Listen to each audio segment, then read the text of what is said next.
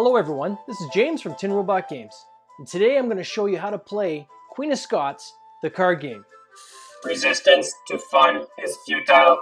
The Queen of Scots card game plays 2 to 5 players, takes between 20 and 60 minutes, is based around the theme of Mary Queen of Scots' life.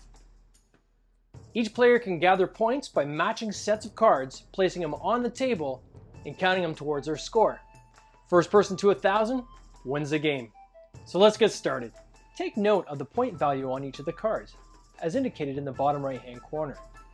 At 100 points we have Mary Queen of Scots and Queen Elizabeth. Next we have the Skye Terrier at 20 points, as well as the wild cards. King James, the Executioner, and the 2 castles are each worth 10 points. All the remainder cards are worth 5 points. You'll also note in the bottom right hand corner of each of the royal family members there's a crown above the coin.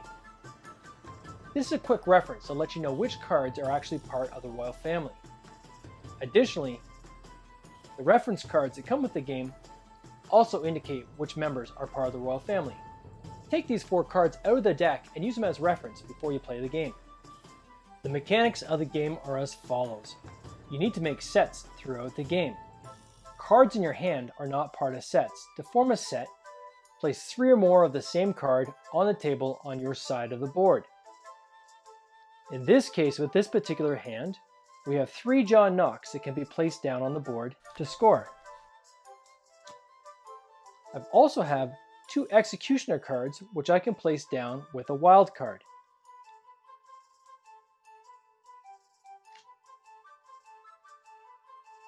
Two wild cards and an original card do not make a set. You must have at least 2 original cards in any set of cards you place down on the table.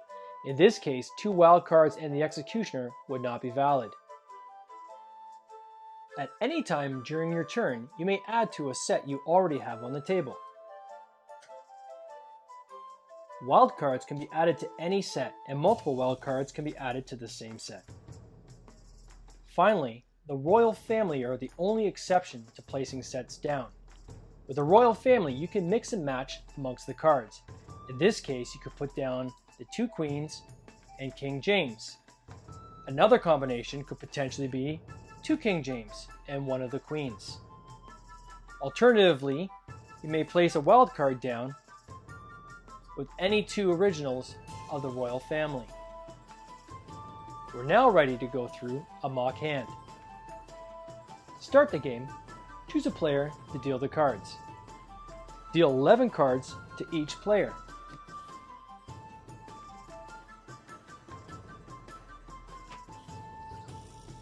Place the deck in the middle of the board and flip over the top card. The game is now ready to begin.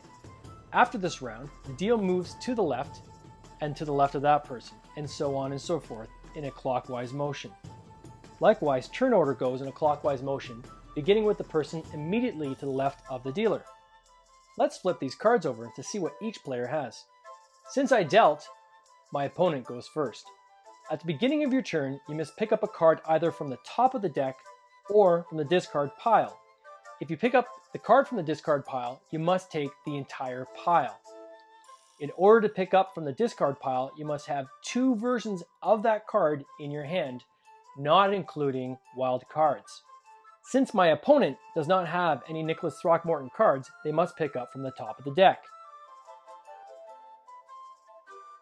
They can make a set. In this case, they have the royal family.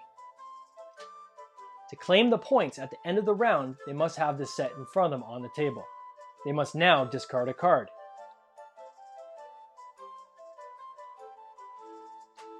On my side, I have a James Hepburn, but I only have 1. It does not count to include a wild card, so I cannot pick up this pile. If I wanted to, I can match up my 2 David Rizzios with my wild card to place a set on the table. Because the value is low, I'm going to save this wild card to a later point in the game. I must now discard a card.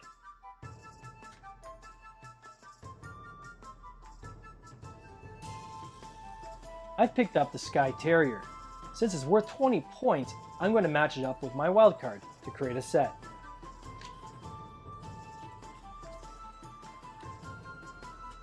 My opponent actually has 2 John Knox cards, so they can pick up the pile. They must take the entire pile. The pile goes into their hand, and they must place the top card that triggered them picking up the pile immediately.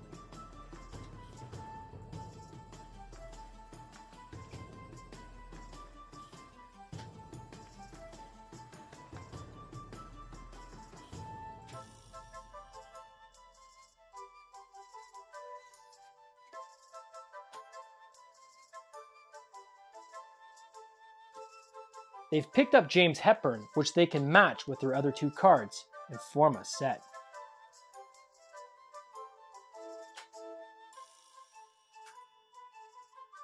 They discarded a card that I can now pick up.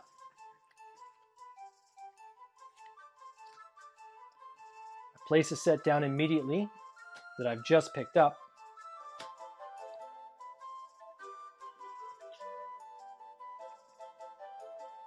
It's fairly safe for me to discard this card.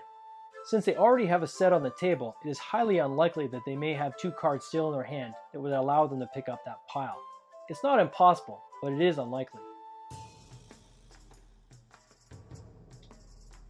They've made another set.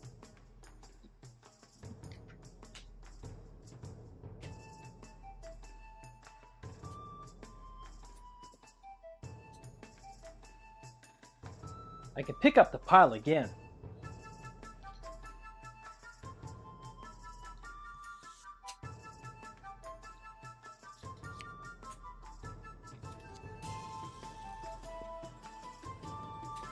Oops, they can pick up that card now.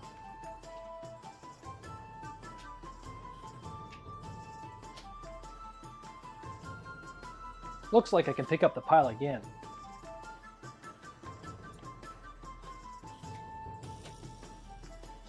They've now got the last card they need to end their round. The rules dictate as follows. At the beginning of your turn, you must pick up a card from the pile. You then place your sets, and you must discard at the end of your turn. The only exception to this is if you can finish your turn by placing all your cards down in front of you. In this case, they're able to do this with the Executioner. This round is now concluded. It's time to calculate our score. Any cards that are still in your hand count as a negative. Let's put those aside for now. Any cards you've placed on the table count as a positive score. Let's count it now.